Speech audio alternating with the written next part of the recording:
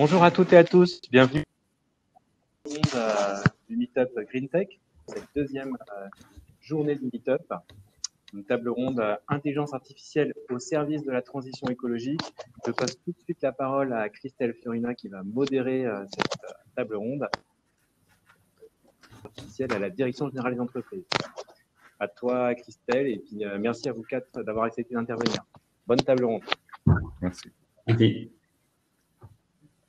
Merci Thomas et merci au ministère de la Transition écologique de m'avoir proposé de participer à cette table ronde. Donc, je suis coordinatrice du volet économique de la stratégie en intelligence artificielle au ministère de l'économie, plus particulièrement à la Direction générale des entreprises. Et je suis très heureuse d'animer aujourd'hui cette table ronde qui regroupe notamment les compétences, l'expertise et le savoir-faire d'un panel de haut niveau avec Raphaël Hainaut pour l'Institut géographique national, François Feugier pour la start-up Green Shield et Grégory Labrousse pour la start-up Namer, pardon. Pardon Grégory, je dis souvent Namer, mais c'est Namer en réalité. Je vais vous laisser dans un premier temps, chacun d'entre vous, présenter vos activités afin que les participants de la table ronde puissent saisir quelles sont les solutions que vous développez et les projets que vous menez actuellement dans le domaine de l'intelligence artificielle. Sachant qu'effectivement, l'intelligence artificielle et son développement s'inscrivent actuellement, notamment dans le cadre du plan de relance et de la future stratégie numéro 2 en intelligence artificielle, celle qui démarrera à partir de 2022, dans un cadre résolument tourné vers la transition écologique et en ce qui concerne les entreprises, dans un cadre où nous souhaitons faire en sorte, le ministère de l'économie et plus généralement le gouvernement, faire en sorte que ces technologies d'intelligence artificielle développées dans notre pays et sur notre continent puissent aider les entreprises justement à changer de paradigme et à pouvoir améliorer leur performance environnementale. Dans le cadre de ce tour de table, je vais donner tout d'abord la parole à l'Institut géographique national. Raphaël, est-ce que vous pouvez nous présenter vos projets actuellement dans le domaine de l'IA? Ok, merci beaucoup Christelle de me permettre de présenter donc ce que fait l'IGN très rapidement. Donc l'IGN, c'est un établissement public placé sous la tutelle du ministère chargé de l'environnement et du ministère chargé de l'agriculture. Il est en charge de décrire la surface du territoire national sur un plan physique et géométrique, d'élaborer l'inventaire permanent des ressources forestières, de produire des représentations de ces données et de les diffuser. Donc, le contexte de l'information géographique a beaucoup évolué ces derniers temps, puisque l'IGN n'est plus au centre du jeu. Il y a beaucoup d'acteurs qui produisent de l'information géographique. Il y a d'abord des méthodes collaboratives, il y a OpenStreetMap par exemple, il y a des grands acteurs comme Google, avec Google Maps, et puis des plateformes régionales, et puis il y a chacun d'entre nous qui laissons des traces via des objets connectés. Donc dans ce contexte, l'IGN s'est réorganisé, s'est repositionné récemment, et pour aller vers un rôle qui serait davantage un rôle de fédérateur d'une information géographique de confiance pour les acteurs publics. Et puis à côté de ça, il y a aussi ce mouvement Open Data avec la loi Le Maire qui va nous amener à diffuser les données de façon gratuite à partir de 2022. Donc tout ça, ça fait que l'IGN se réinvente et doit trouver un nouveau modèle économique. Et dans ce nouveau modèle économique, il y a un certain nombre de pistes, mais il y a aussi le recours à des méthodes qui vont permettre d'optimiser les processus et de les automatiser. Donc c'est là en fait qu'intervient l'intelligence artificielle. Donc on a démarré la prise en main de ce sujet il y a pas mal de temps, d'abord via des thèses, via des stages. On a lancé en 2018 un événement interne comme un hackathon pour montrer le potentiel du deep learning pour cartographier de manière automatique des éléments de description de l'occupation du sol. Et puis ensuite, on est passé à des projets plus opérationnels. Et donc, je ne vais pas les décrire tous de façon exhaustive, mais on en a un notamment qui consiste à automatiser la description de l'occupation du sol avec un volet sur le suivi de l'artificialisation des sols, un volet sur l'automatisation de la carte forestière et un autre sur le suivi des parcelles agricoles dans le cadre du futur modèle d'exécution de la PAC annoncé pour le début 2023. Donc tous ces sujets ont des choses en commun, c'est l'exploitation d'images en 2 dimensions, qu'elles soient aériennes ou spatiales, et donc on a des grosses perspectives d'automatisation de la description des éléments qui constituent donc l'occupation du sol. Donc pour nous, l'intérêt de l'IA dans ces sujets, c'est d'augmenter la capacité d'observation, la capacité d'analyse, de monitoring, en pouvant croiser des données de toute nature, des données, des images de résolution spatiale et temporelle complémentaires. Et puis c'est aussi, d'un point de vue organisation interne, on a aussi l'objectif de soulager des opérateurs de tâches fastidieuses en leur donnant des outils d'aide à la décision et en les positionnant à un endroit, à un autre endroit en fait de la chaîne de production. Voilà pour une première présentation. Merci Raphaël. Donc on voit comment un établissement public qui relève du ministère de la Transition écologique est justement impacté par la révolution de l'IA. Ce que je propose, c'est qu'on ait une description de Green Shield justement par François qui intervient plutôt dans le secteur agricole justement. Oui, alors pour le contexte, il faut savoir que dans l'agriculture, il y a 2 grands problèmes qui sont la météo et les bioagresseurs. Donc, si on n'avait pas ces 2 grands problèmes dans l'agriculture, ça serait le paradis, on pourrait faire tout ce qu'on veut. Et du coup, avec le modèle actuel, donc nous, on ne travaille pas sur la météo, on travaille plutôt sur les bioagresseurs. Et là, le contexte montre que, évidemment, les outils qu'on utilisait jusqu'à maintenant, qui datent en fait quasiment du néolithique, tout ce qui est des molécules et des stratégies de lutte contre les bioagresseurs, c'est des choses qui datent et qui sont tellement ancrées en fait dans nos méthodes que c'est difficile de changer d'outils. Classiquement, les outils, c'était donc des molécules, récemment, c'est des molécules de synthèse, des phytosanitaires. Et donc là, on se rend compte qu'il faut changer de stratégie, il faut trouver d'autres méthodes qui ont un impact sur l'environnement et sur un impact sanitaire aussi, moins important ou nul. Et donc, on peut essayer de se passer des phytosanitaires, mais il faut les remplacer. On ne peut pas juste décider d'interdire un phytosanitaire sans avoir une solution de repli qui n'est pas un phytosanitaire, parce que sinon ça revient au même. Donc du coup, nous, chez Green Shield, on travaille à développer des solutions de réduction et de remplacement de phytosanitaires. Donc c'est notre travail. Le but est d'arriver à lutter contre les bioagresseurs avec des solutions alternatives qui permettent de réduire ou de remplacer les phytosanitaires. Et pour faire ça, on utilise plusieurs méthodes. Donc notre cœur de métier, c'est l'agronomie, les mathématiques et puis la technologie. Et donc on développe plusieurs types de méthodes. Le noyau de ce qu'on fait, c'est la modélisation. On fait en quelque sorte des jumeaux numériques de champs avec des pathogènes et puis des plantes. Et on peut travailler sur la cercosporiose, par exemple, une maladie de la betterave. Et on va tester des stratégies virtuellement, en fait, sur ordinateur et sélectionner ce qui fonctionne. Donc, comme on est sur ordinateur, on peut se permettre de tester un peu tout et n'importe quoi. Enfin, on est sérieux. Et si on a des bons résultats, après, on essaye de mettre ça sur le terrain, tout en adaptant l'itinéraire culturel, puisqu'en fait, on peut très bien se focaliser sur une action particulière, sur une année de culture.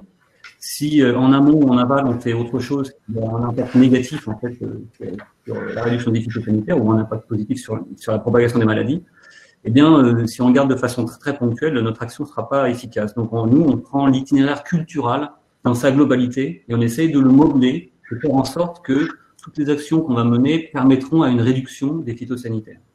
Donc, ça nécessite évidemment une bonne connaissance de l'agronomie, de l'épidémiologie, puisque donc là c'est un peu le mot en ce moment, je pense que tout le monde a entendu parler d'épidémiologie. Nous on fait de l'épidémiologie en champ. Donc on développe des modèles de simulation pour développer des méthodes de lutte originales. On développe aussi des méthodes de collecte de données, donc des technologies de collecte de données et d'analyse pour pouvoir arriver à faire des cartographies de la localisation des maladies dans les champs. Donc c'est un peu là que en fait intervient chez nous l'IA, c'est-à-dire que quand on veut reconnaître la présence de maladies, la présence de symptômes ou de signes anormaux, eh bien on va utiliser des méthodes de l'IA. C'est très très large l'IA, mais bon, on peut utiliser aussi bien les réseaux de neurones cognitifs ou d'autres méthodes un petit peu moins récentes, mais qui marchent tout aussi bien. Les différences, c'est que d'un côté, quand on fait de l'IA ou des réseaux de neurones, par exemple, on a en quelque sorte une boîte noire qui peut apprendre à peu près tout, et puis qui peut après nous permettre de reconnaître ce qu'on veut ou de modéliser, enfin, de reproduire ce qu'on veut. Mais le côté un peu qui est gênant quand on veut comprendre le processus, c'est que on ne sait pas ce qui se passe en fait. Et il faut aussi beaucoup de données. Et de l'autre côté, nous, donc les modèles qu'on fait, c'est comme on a peu de données, on fait des modèles qui permettent de savoir ce qui se passe et qui nécessitent peu de données. Et la dernière chose qu'on fait donc à GreenShield, donc on fait de la détection de maladies et cartographie, on fait des modèles des outils de lutte innovants pour remplacer les phytosanitaires, et on développe aussi une technologie qui est à base de laser, et donc on est en train de tester cette année sur le désherbage de précision par laser. Et là aussi, on fait appel à l'IA pour pouvoir reconnaître les mauvaises herbes qu'on va détruire.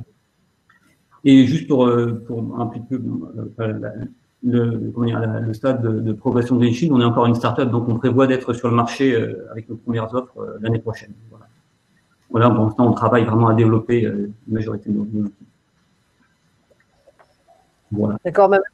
Merci François pour cette description plus complète. Donc, on voit bien que GreenShield s'inscrit vraiment sur le vivant, en fait, et donc permet de constater justement comment on peut utiliser des technologies d'IA sur une matière qui est en perpétuelle évolution, et dans un secteur d'activité qui, pour la France, est un secteur stratégique, c'est un secteur qui intéresse à la fois le ministère de la Transition écologique, de l'Agriculture et du numérique, puisque Cédric O est le ministre du numérique, est très attaché au développement numérique de l'agriculture, ne serait-ce que pour résoudre des problèmes et des enjeux qui sont contemporains, à savoir l'aider à mieux produire de façon, on va dire, plus verte, en utilisant le moins d'apprend de pesticides possible, mais aussi pour s'adapter au changement climatique. J'en arrive à la question du changement climatique, et là, Namer, vous travaillez justement sur l'aide à la réduction des émissions de gaz à effet de serre dans un secteur particulier qui est le bâtiment. Donc Grégory, je vais vous laisser présenter aussi vos activités.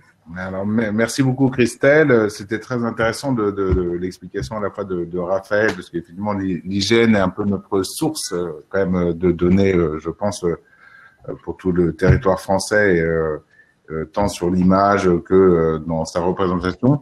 En fait, même pour l'expliquer, on peut prendre par exemple le plan de relance actuel. Il y a plein d'annonces de montants qui sont affectés au territoire, à la rénovation énergétique des bâtiments publics, des bâtiments privés, du logement, de la mobilité, du plan hydrogène, etc. Et finalement, l'enjeu pour que l'exécution du plan de relance soit un succès, c'est pas tant les montants que l'affectation, la bonne affectation au bon endroit, au bon moment, et pour prendre cette décision, pour qu'elle soit finalement que les investissements aient le plus d'impact écologique, économique et en termes d'emploi, il faut avoir des données. C'est-à-dire qu'il faut avoir une carte du territoire en se disant je rénove 50 000 logements dans telle région en premier, avec tel financeur, avec telle stratégie de rénovation en termes d'emploi, parce que c'est pas évident de rénover en masse. Donc finalement, il faut des données. Ces données, ce sont toutes les données liées au bâtiment, et ces données liées au bâtiment, elles n'existent pas réellement. Elles sont détenues finalement à la fois dans l'open data, à la fois dans les entreprises qui ont des données industrielles et commerciales sur leur activité. Je pense aux sociétés qui fournissent de l'énergie, aux assureurs, à tous les gens qui servent l'habitat au sens large du terme, que ce soit le bâtiment, la maison individuelle, le logement collectif ou le logement tertiaire. Et donc finalement, ce qu'on sait, le pain point qu'on a cherché à résoudre, on existe depuis 3 ans, c'est de se dire que il fallait qu'on trouve un moyen de rendre ces données qui existaient un peu partout, que ce soit des images satellites aériennes, de l'open data ou des données avec lesquelles on pouvait travailler avec un accord, que ces données, elles devaient être actionnables et interopérables. Parce que ce n'est pas la quantité des données qui est importante, c'est ce sont les labels. Par exemple, l'ARCEP, qui vient d'ouvrir un jeu de données sur tout de chaque immeuble en fibre optique. On sait que chaque immeuble, il y a 2 mégas de SFR ou 4 mégas de Bouygues. Il y a toute l'offre sur chaque immeuble en France. Ce jeu de données, il n'est pas suffisant. C'est important d'avoir à côté de ça la surface de l'immeuble, la consommation de l'immeuble, le nombre de personnes dans l'immeuble, est-ce qu'il y a des entreprises, est-ce qu'il y a des entreprises qui télétravaillent, est-ce que c'est un restaurant plutôt ou alors c'est un data center. Donc c'est l'interopérabilité et l'actionnabilité des données qui fait la puissance d'un modèle. Les algorithmes, ils sont dans le domaine public, ce soit ceux de Google, ceux de Facebook, tout le monde les utilise dans tous les frameworks de Azure, en passant par Dataiku, par tous les logiciels de data science offrent effectivement des algorithmes qu'on utilise. L'important, c'est les données qu'on met dedans et la puissance d'un modèle. C'est pas la quantité des données, mais c'est effectivement le nombre de labels qu'on peut avoir. Et une fois qu'on a des données interopérables et actionnables, on peut effectivement prendre des bonnes décisions. Voilà. Donc, en fait, Namer, en fait, l'activité de Namer, c'est de mettre à disposition, de nettoyer, si j'ai bien compris, des données pour que l'utilisateur ait une meilleure performance au niveau de ses bâtiments, c'est ça? Exactement. En gros, c'est de produire des données. On pourrait donner nos données à François. En fait, on produit actionnable à l'adresse dans un référentiel qui est immédiatement livrable. Donc, c'est-à-dire que on a fait un programme, par exemple, pour les Hauts-de-France, dans le cadre avec le ministère de la Transition écologique, le CRMA, enfin, un programme public. On a étudié par image satellite, aérienne et avec tout l'open data, les 7600 établissements des Hauts-de-France. Ces 7600 établissements des Hauts-de-France, c'est 19 000 bâtiments, c'est 20 millions de mètres carrés, c'est 280 bâtiments qui sont raccordés au solaire, c'est tant de toits qui sont solarisables. On s'aperçoit que c'est 40% construits avant 49, c'est tant de façades exposées au sud, c'est tant d'investissements si on veut isoler, c'est tant d'entreprises, c'est tant d'élèves, c'est tant de repas servis tous les jours. Une fois qu'on a ça, on donne ça soit à une collectivité locale, soit à la Fédération nationale des réseaux pour aider les collectivités locales à prendre les bonnes décisions, soit à Bouygues, soit à Vinci, soit à tous les acteurs qui, soit du côté de l'offre ou de la demande, peuvent massifier grâce à cet outil de l'information. La même donnée va pouvoir servir finalement à Sodexo à se dire, bah, tiens, je pourrais faire des circuits courts parce que finalement, il y a tant d'écoles et tant de producteurs à côté. Donc finalement, plus on agrège de la donnée et on la produit et qu'on la met à une adresse, à un référentiel qui est actionnable et interopérable entre elles, plus des entreprises publiques, enfin des acteurs publics ou privés, peuvent l'utiliser soit pour gérer mieux leurs actifs, soit pour gérer mieux leurs clients.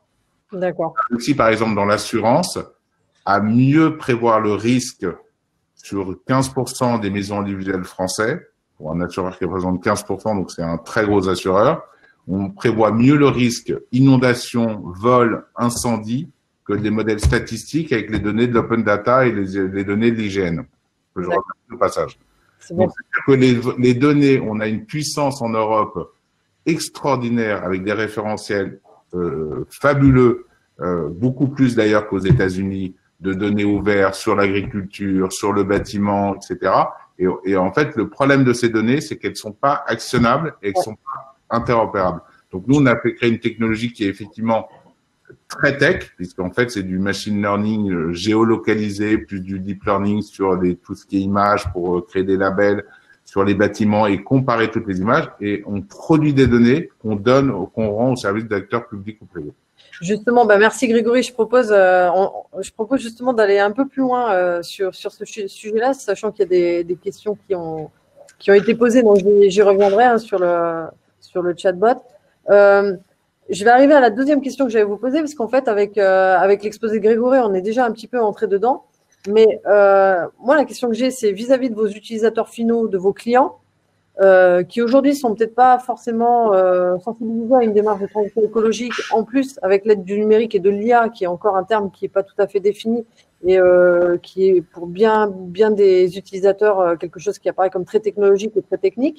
Quels sont vos arguments justement pour convaincre un utilisateur, par exemple un exploitant agricole ou un gestionnaire public de bâtiments, ou l'IGN, c'est les partenaires publics et privés, notamment les ministères, les collectivités qui travaillent avec vous. Quels sont les arguments que vous avez pour les convaincre d'opter pour votre solution et des technologies qui relèvent de l'IA? Peut-être que François, vous pouvez déjà nous expliquer pour Green Shield. Alors, donc nous, c'est l'agriculture. Hein, donc notre cible, ce sont les exploitations agricoles, les coopératives. Il faut savoir qu'il y a une pression absolument énorme hein, sur ce domaine. Du coup, il y a une pression énorme pour devoir changer d'outil, de paradigme. Et en même temps, c'est un monde à qui on peut pas proposer facilement en fait de la disruption. C'est-à-dire que c'est bien de parler de la disruption. C'est à la mode. Il y a des investissements, c'est très bien. Donc on peut faire on développe des solutions disruptives, mais en fait on ne veut pas de mettre de disruption dans les pratiques agricoles parce qu'on ne peut pas changer du jour au lendemain. Donc ça on le sait tous. Hein. On ne peut pas imposer des méthodes qui sont complètement différentes et qui remettent en question tous les outils qui existent, toutes les connaissances. Donc, il faut arriver à faire des choses qui rentrent bien dans l'itinéraire culturel, qui rentrent dans les habitudes, qui sont disruptives sur le plan technologique, mais qui apportent pas trop de chamboulement en fait aux exploitants agricoles. Donc nous, on parle vraiment le métier hein, des agriculteurs. On a vraiment on essaye de développer donc des solutions qui répondent aux problématiques, qui sont faciles d'utilisation. Et évidemment, réduire les phytos ou remplacer les phytos, et ça va évidemment augmenter la qualité environnementale, mais aussi la qualité des productions agricoles. Ça augmente aussi la sécurité, évidemment, des personnels qui travaillent sur les exploitations. Donc notre objectif, c'est évidemment d'augmenter la qualité environnementale des productions et d'avoir un impact réduit. Et en même temps, évidemment, l'objectif, c'est d'arriver à réduire les coûts dans les exploitations agricoles, c'est-à-dire que moins de phyto, c'est moins cher. Donc, il faut trouver une balance qui fait que les exploitants gagnent sur les deux tableaux, c'est-à-dire ça leur coûte moins cher de mettre moins de phyto avec les solutions que nous développons. Et en plus de ça, ça augmente leur qualité environnementale. Donc, ils peuvent après avoir peut-être des produits de meilleure qualité qui peuvent se vendre mieux à des prix différents. Donc, voilà, c'est de cette façon-là qu'en fait, nous, on s'adresse en tout cas à notre marché, réduire l'impact environnemental, réduire les coûts et être le plus facilement adaptable dans les itinéraires culturaux qui sont en place. Voilà. D'accord. Et monter en gamme hein, aussi, c'est ce que vous avez dit. Il y a réduire l'empreinte environnementale, réduire les coûts et aussi monter en gamme. Alors, oui, bien sûr, monter en gamme, oui, tout à fait. Oui. Donc, en fait, une meilleure à productivité équivalente, on va dire, avoir une meilleure qualité de produit. D'accord. Grégory, du côté de Namur, ça se passe comment pour convaincre notamment des décideurs publics, par exemple? Alors, je dirais que ironiquement, vous le savez, on est depuis l'origine appuyé vraiment par à la fois les pouvoirs publics et le monde académique, finalement pour nous aider à convaincre le privé. On a un modèle qui est très très simple. Je réponds aux questions sur le côté. On a sur chaque donnée, on a un modèle très simple, c'est on a des calls API. Notre spécialité c'est la maison, donc le logement. On a un call API pour l'assurance, c'est de 1 à 5 euros le call API avec 15 données qui sont très originales, avec un indice de confiance qui s'améliore en permanence. Et finalement, pour convaincre nos utilisateurs privés, c'est vraiment le public qui nous aide. On est depuis le début, dès le rapport Villani, on était contributeur de ce rapport et on est toujours consulté pour contribuer au plan IA, etc. Et c'est finalement vous qui nous aidez à convaincre le privé, parce que je pense que le privé, il en est resté, c'est ce que disait François tout à l'heure, alors c'est un peu moins vieux que les pesticides, mais je pense que les entreprises sont restées bloquées sur des données personnelles.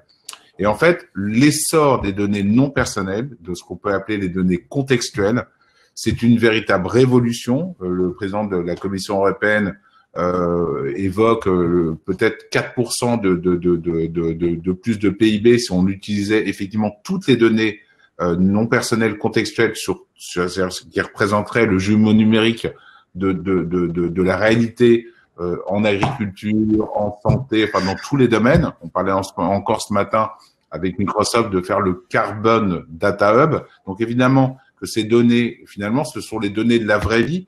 Il faut les exploiter, il faut les représenter, les exploiter. Nous, on est une petite partie, on les rend actionnables et interopérables avec un indice de confiance. Et notre notre force de conviction, c'est un business model le plus simple possible, et c'est surtout d'être appuyé par les pouvoirs publics, non pas pour nous dire qu'on est bien, etc., mais pour expliquer que l'avenir, c'est effectivement ces hubs de données, c'est croiser nos données avec des données externes.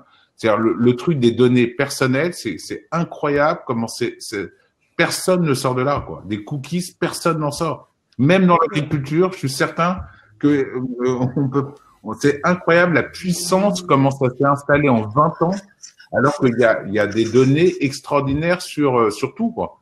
Dans le cadre, je vous donne un exemple de ce qu'on a fait dans une initiative pro bono actuellement. On a reconstitué le bilan carbone d'un des leaders de la restauration collective français sans rien demander à ce dernier. On lui a rien demandé, on a pris toutes les données ouvertes, on a reconstitué le nombre de plateaux repas, la consommation d'énergie, etc. Et on a ça qu'en France. Aux États-Unis, la moindre mutuelle, elle n'a que 5-6 millions de clients, tellement tout est privé. En Europe, on a des données depuis des siècles. Voilà. Donc, Donc, nous, notre manière de convaincre, c'est d'accélérer, d'enrichir notre digital twin, notre base de données géolocalisée avec le maximum de données sur l'habitat qui sert à l'assurance, à l'énergie, à l'eau, au bricolage, dans tous les gens qui sont autour de la maison, au crédit immobilier, à l'asset manager qui doit gérer un crédit immobilier avec les données extra-financières.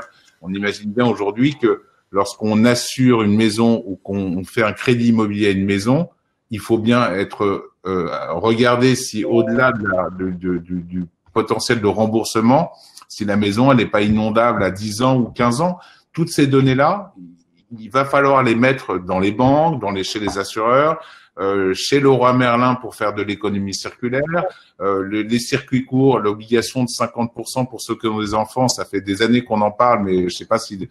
Voilà. Je comprends, Grégory, en fait, que pour revenir à ça et le lien avec les politiques publiques, il y a un axe de la stratégie économique en intelligence artificielle qui est de structurer une économie de la donnée. Donc, vous profitez, Nemer, en plein de ces politiques publiques-là et de l'intérêt, en fait, d'avoir des stratégies data dans toute...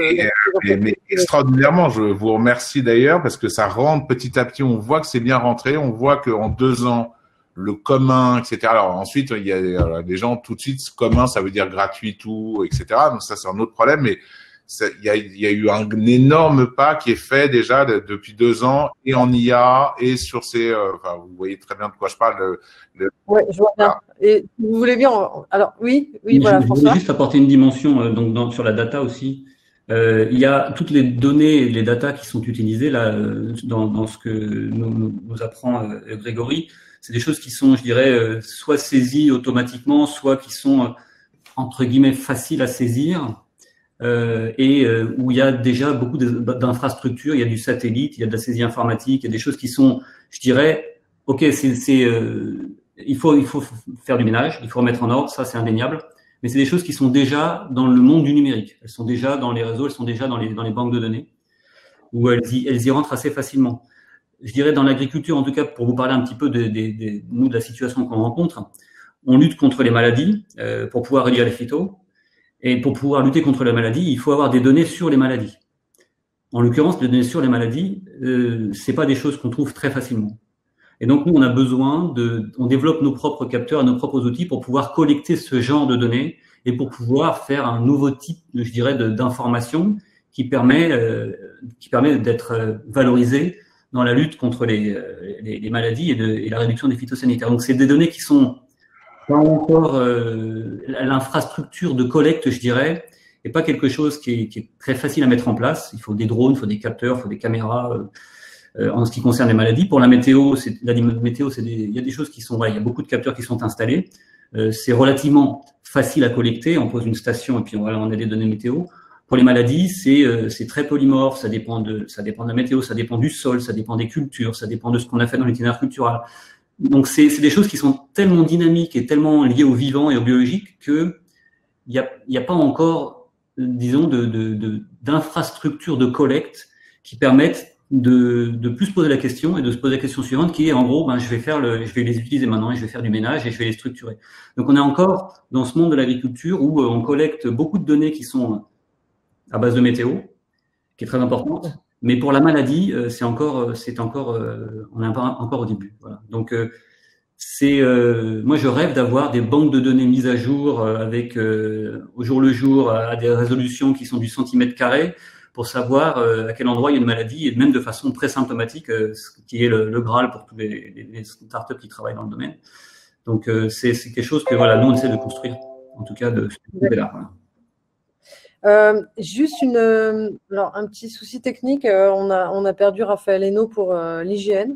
Donc, je viens de mettre un message pour savoir si elle avait un problème de connexion. On a bien compris, du coup, Grégory et François, quels étaient les business models de Namer de Green Shield. On a bien compris quels sont les arguments que vous mettez en avant, qu'ils soient écologiques ou économiques, en fait, hein, pour convaincre vos clients ou vos usagers finaux, pardon. Ce que je souhaiterais savoir, c'est que justement, on va parler maintenant des coûts, de l'importance des coûts en fait dans les projets d'IA qu'on développe, les coûts initiaux, les coûts finaux. Quel est le retour sur investissement que peut attendre un acheteur ou un utilisateur de la mise en place d'une de vos technologies? Est-ce que vous avez calculé avec eux le retour sur investissement? Grégory, par exemple. Nous, oui, complètement.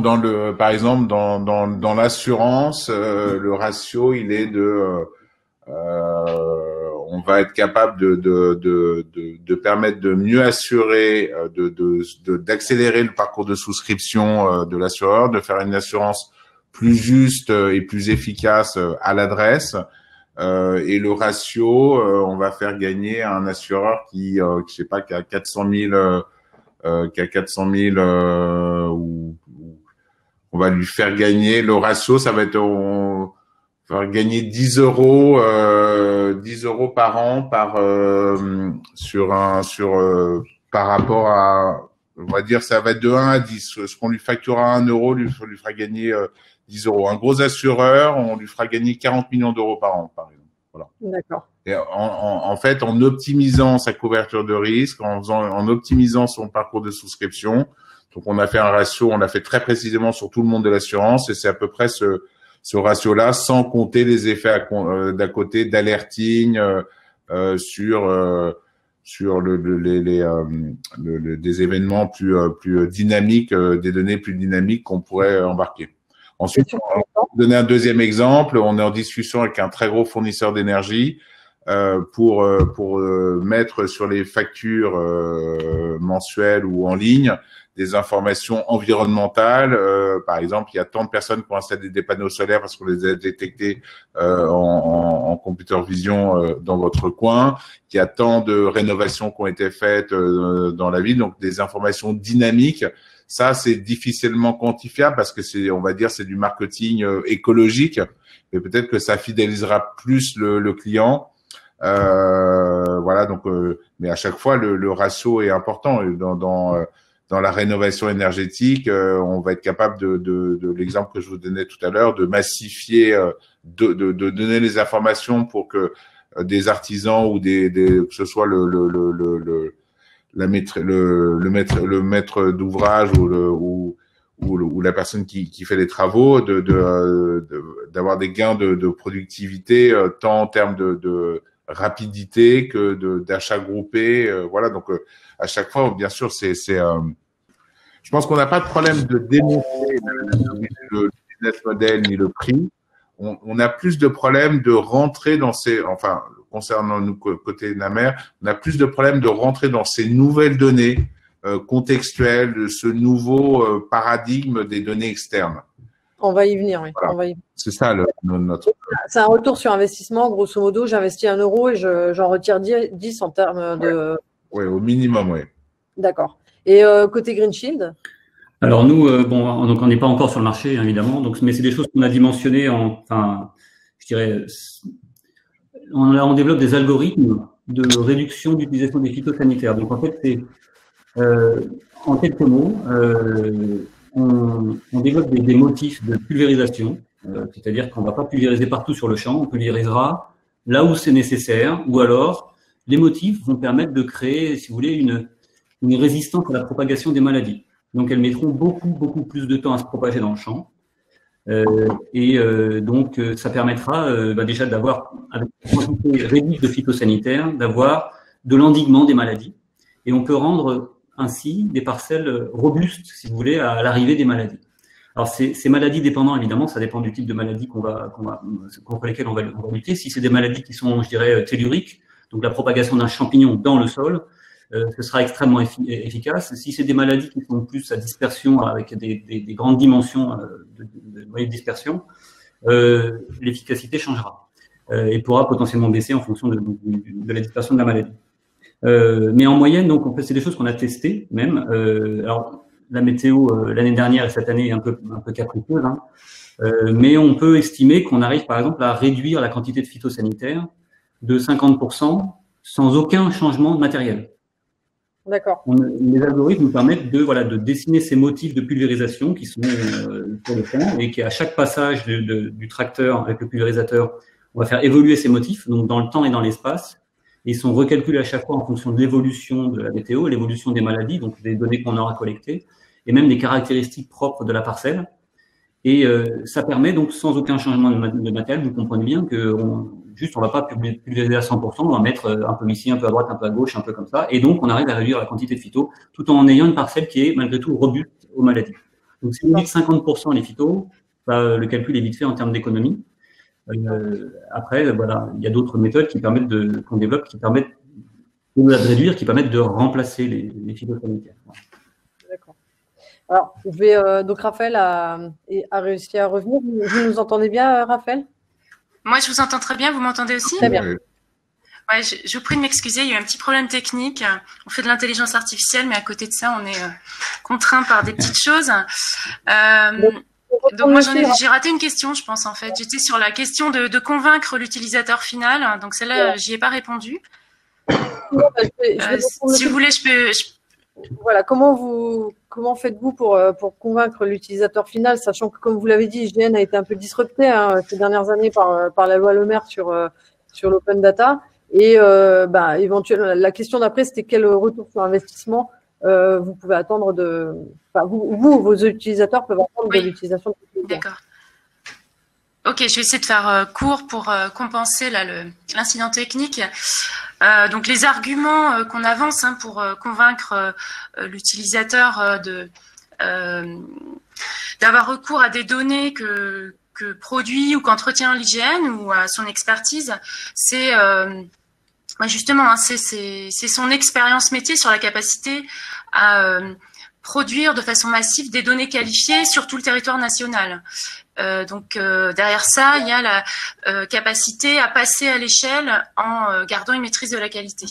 Et puis dans le contexte plus précis du deep learning ou de l'apprentissage profond, il y a aussi l'expertise, la connaissance en fait des bases de données géographiques dans lesquelles on va puiser justement des échantillons, des données d'apprentissage qui permettront de paramétrer correctement les modèles d'apprentissage profond. Donc c'est ça qu'on va mettre en avant pour être choisi par un commanditaire ou un donneur d'ordre dans la sphère publique. Concernant le retour sur investissement économique, donc nous clairement on a recours à ces techniques pour automatiser les process.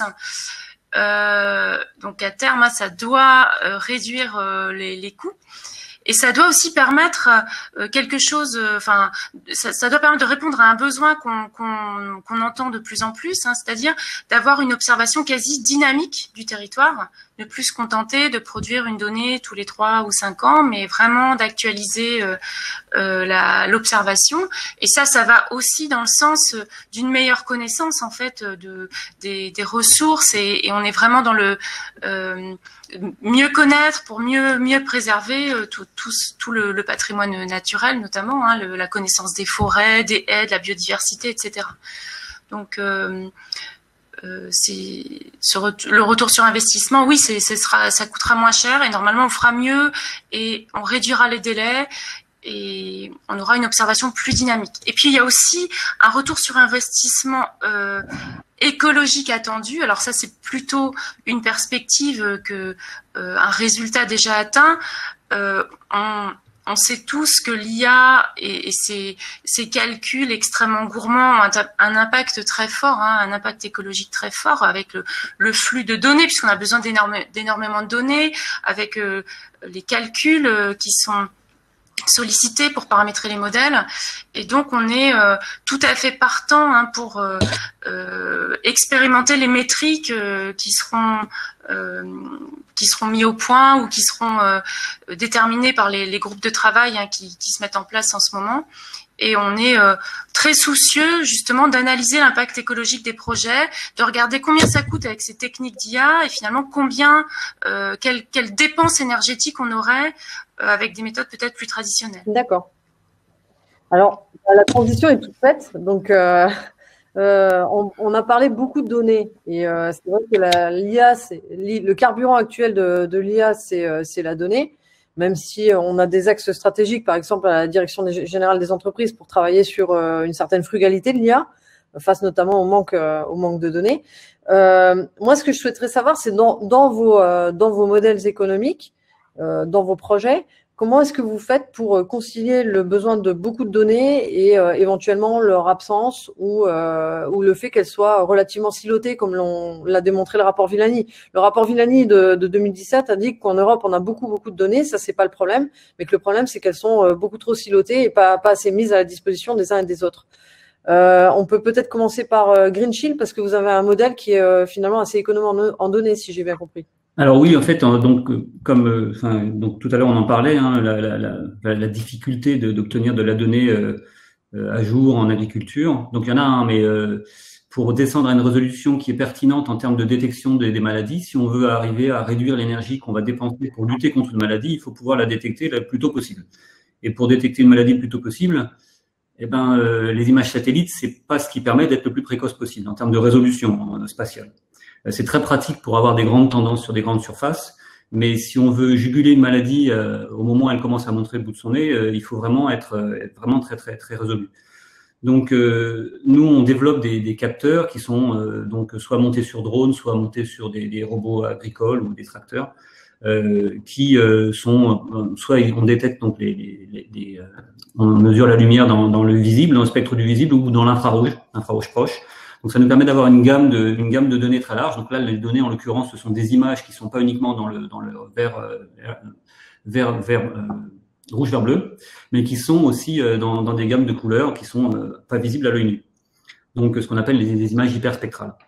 Donc on utilise ce genre de capteurs pour pouvoir collecter de la donnée à des résolutions qui sont de l'ordre du centimètre par pixel, où là on essaie de descendre un peu plus pour avoir une meilleure résolution. Alors là, ça sera avec un compromis, il y aura moins de longueur d'onde, mais résolution spatiale. Et on arrive à avoir les données qu'on veut pour pouvoir faire notre détection. Évidemment, on n'aura jamais assez de données pour être partout et jamais assez de matériel pour être partout. Donc, on optimise notre action avec des algorithmes qui sont basés cette fois-ci sur les mathématiques. En gros, où est-ce qu'il faut qu'on aille, quand il faut qu'on y aille, quelle quantité de données on doit détecter pour avoir une idée de ce qui se passe vraiment. Donc, on essaie de compenser en fait les contraintes mécaniques et techniques par un peu plus d'intelligence, mais qui est pas artificielle. Je dirais, c'est un peu plus dans la gestion de la collecte de données. Et puis, quand on n'a pas assez de données, on compense les choses. Donc, on peut pas faire d'IA à proprement parler. On fait des modèles mathématiques, c'est-à-dire que là, on va traduire tout ce qui est en termes de tous les problèmes agronomiques. On va les traduire en langage mathématique. Donc, c'est une connaissance qu'on va formuler en langage mathématique pour faire des modèles d'évolution, des modèles de la dynamique des populations de pathogènes. Et ces modèles-là, les seuls besoins qu'ils auront en termes de données, ce sera des données pour calibrer des paramètres. Il n'y a pas une infinité de paramètres dans un modèle, on essaie d'en avoir le moins possible. Et donc, moins on a de paramètres, mieux on comprend le modèle, et moins on a besoin de données pour calibrer le modèle. Et voilà. Et donc, on arrive à pallier ce manque de données. Voilà. Si on avait beaucoup de données, on pourrait faire uniquement de l'apprentissage machine et puis avoir une boîte noire qui nous prévoirait ce qui se passerait le lendemain, par exemple. Oui, c'est pas le cas et c'est ce qui fait qu'aujourd'hui, les GAFAM et les BATIC sont quand même un avantage concurrentiel, notamment en B2B, par rapport au développement de leur techno. Du côté Nemer, vous brassez aussi pas mal de données, donc comment vous faites? Alors nous, c'est en fait c'est notre métier de répondre à cette question. Donc je dirais presque qu'elle est non applicable. En fait, effectivement, comme vous l'avez dit, elle est silotée à la base et on essaie de la désiloter.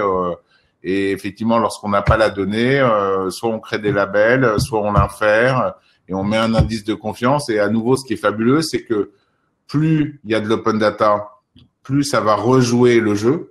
Donc, je vais avoir la consommation. Vous avez aujourd'hui 9 millions de DPE qui sortent. Alors, à chaque fois, on nous dit les fameux diagnostics de performance énergétique. On nous dit, oh là là, mes pauvres Nemer, vous êtes morts. Maintenant, c'est ouvert. Non, pas du tout, parce que nous, ce qu'on va faire, c'est qu'on va étudier ces 8 millions de DPE. On va les associer avec les données du bâtiment qu'on a construit. On va les comparer à un autre bâtiment de la même taille avec les d'autres données. Et donc, ça va enrichir le modèle qui fait qu'on va prédire le DPE prédictif qu'on n'a pas encore, puis ensuite il y en a 2 millions ou 3 millions par an. Donc finalement,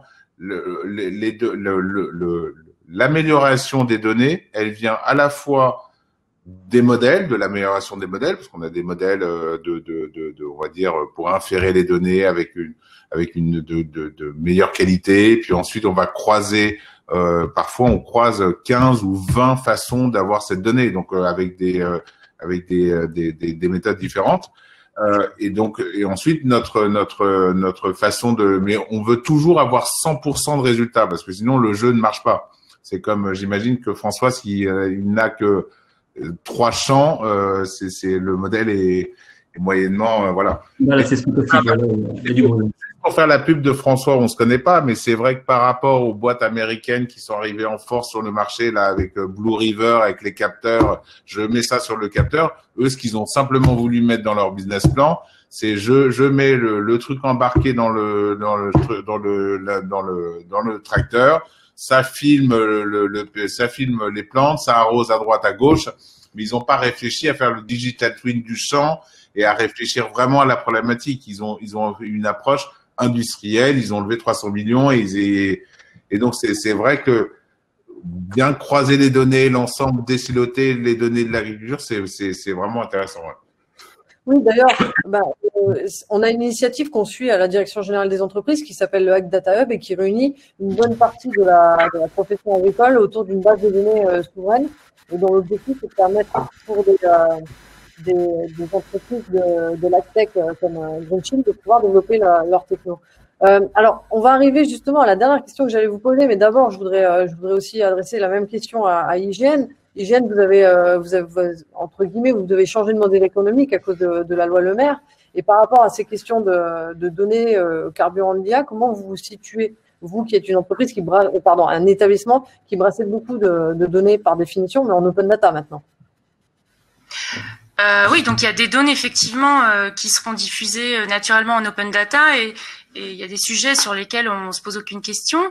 Il y a d'autres sujets justement sur ces jeux de données d'apprentissage qui sont le carburant de l'IA et des méthodes à base de deep learning.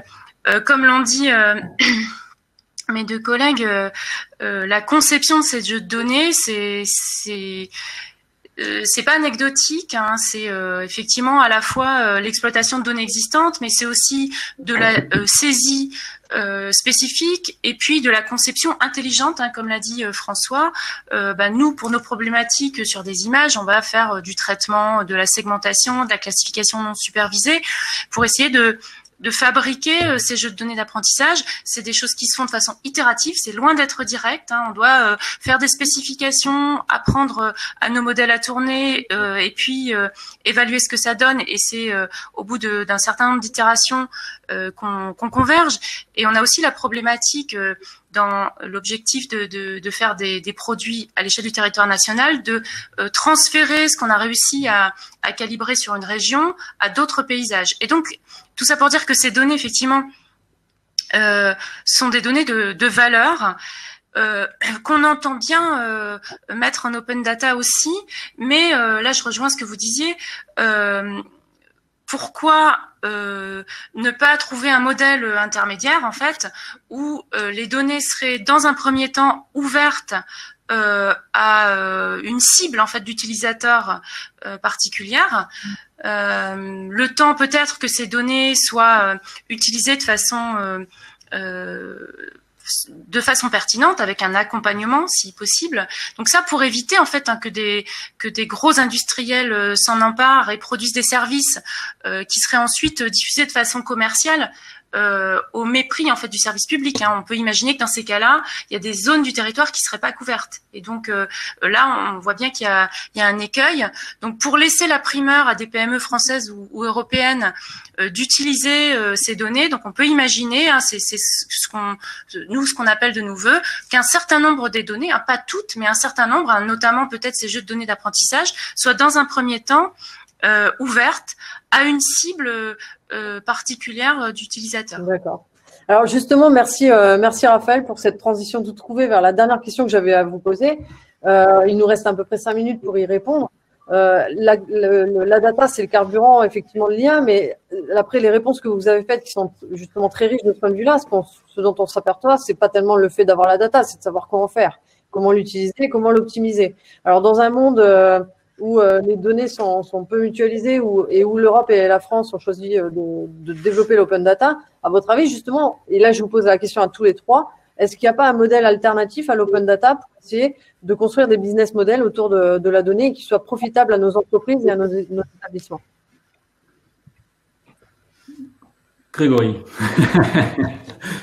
Oui, moi, je considère qu'il faut monter effectivement des communs de data, mais qui ne veut pas dire que les données soient gratuites, un peu comme dans le droit d'auteur, un peu comme dans la musique. Et effectivement, il y a le producteur original qui peut être l'IGN qu'on voit qui survole, je sais pas s'ils pourront encore le faire. Il y a un premier traitement qui peut être encore l'IGN. Il y a un second traitement qui peut être nous ou François, qui peut être mutualisé. Il y a plein de technologies où on peut se croiser les données, les mettre dans un lieu sécurisé en disant, en entraînant des labels sur d'autres personnes, etc. Et puis ensuite, à la fin, les données actionnables peuvent servir à la fois au monde de la recherche pour faire des modèles, peuvent servir aux décideurs publics ou politiques pour de l'aide à la décision, on va dire, at cost, peuvent servir au territoire à nouveau pour gérer leurs actifs et leurs administrés, et aux entreprises ou aux prestataires pour effectivement faire des modèles et faire de l'aide à la décision ou l'inclure dans les ventes. Enfin, je pense que ça fait plus photo que tout le monde doit devenir data-driven. Il faut de la data. Il n'y a pas que la data personnelle. Il y a cette data dont on parle là, qu'elle vienne de capteurs. Parce que évidemment, on parle aussi de capteurs. Moi, je suis un peu contre les capteurs parce que c'est très bien quand François en parle, mais on a sauté de la donnée personnelle à l'IoT. Mais il y a aussi toutes les données, la richesse des données. Il y a aussi les données d'intérêt général qu'on pourrait aussi obtenir de la part des entreprises de manière anonymisée. Donc, il y a toute cette donnée qu'il faut mettre dans des communs qui sont finalement pas une notion de commun gratuit où on ouvre tout comme l'open data. Parce que l'open data, le problème, c'est que l'IGN, la base adresse, ils peuvent plus vraiment l'entretenir. Enfin, ils ont plus de moyens. Enfin, c'est pas normal. Ça coûte très très cher de faire ça. Très cher d'entretenir le cadastre, tous les référentiels, les arbres, etc. C'est monstrueux comme boulot. Et en gros, et avec des enjeux. Si on parle des circuits d'élagage pour Enedis ou des circuits d'élagage pour les télécoms, il y a 35 000 gestionnaires de routes en France. L'optimisation, elle est colossale grâce aux données de l'IGN, mais il n'y a pas les moyens de le faire parce qu'il faudrait analyser chaque arbre, etc. Il y a un business model, donc c'est des gros communs comme le Health Data Hub, comme il faut faire des hubs de données avec des vrais professionnels dedans, une rémunération comme dans la musique, c'est-à-dire il y a le producteur, l'auteur, le distributeur, et puis voilà, et chacun il fait son. Et comme ça, au moins, on ne donne pas tout au GAFA au passage. Alors, merci beaucoup. Il reste une petite minute. Bon, je vais vendre aussi mon produit, si vous me le permettez, puisqu'en fait, la DGE a lancé un appel à projet sur la mutualisation de données qui doit permettre d'impulser justement la mise en place de consortia, groupements de données d'acteurs publics et privés avec un business model autour de la donnée. Je vous ai cité un exemple qui est le Hack Data Hub, effectivement, qui est financé dans ce cadre-là, à hauteur de 50% des coûts du projet. C'est qu'aussi on a un projet dans le domaine de la logistique qui est tout à fait prometteur. Donc voilà, il y a pour les acteurs privés la possibilité de financer via cette AAP des projets prometteurs de mutualisation de données. Je vais juste laisser le dernier mot à l'IGN puisque vous avez été interpellé, Raphaël, par rapport à cette problématique-là. En quelques secondes, votre avis sur le sujet? Je l'ai donné sur la question d'avant. Vous êtes d'accord avec Grégory, du coup? Oui, enfin cette notion de commun ou d'espace commun de données, elle est intéressante et on est tout à fait prêt à réfléchir à leurs modalités. Oui. Mais ça rejoint un petit peu ce que j'évoquais juste avant. Hein. On n'est bien sûr pas opposé à l'open data parce que notamment sur ces jeux de données d'apprentissage là dont on parle, on a bien conscience que donner la possibilité, alors on parle pas des GAFA, mais là donner la possibilité à d'autres scientifiques de les utiliser et de mettre en évidence des choses qui nous auraient échappé. Donc ça c'est extrêmement intéressant. Donc on est tout à fait pour les ouvrir, mais effectivement avec une espèce d'envie de contrôler quand même pour que ce soit gagnant-gagnant. D'accord. Eh bien, écoutez, je vous remercie à toutes et à tous d'avoir participé à cette table ronde dans vos domaines respectifs. Donc, IGN, NAMER, Green Shield, dans des sujets très divers, mais qui démontrent que l'IA peut se mettre au service de la transition écologique. Et je vais passer la parole à Thomas Cotinet pour la suite des événements. Merci à tous. À bientôt. Merci beaucoup. Tous les quatre, c'était passionnant. Et donc, on vous donne rendez-vous à la prochaine conférence, la remise du prix Innovation numérique. Mais franchement, merci. C'est prometteur sur tout le potentiel de l'intelligence artificielle dans les services qu'elle va pouvoir rendre à la transition écologique. À tout de suite pour d'autres conférences, la remise du prix Innovation numérique. Merci. Merci.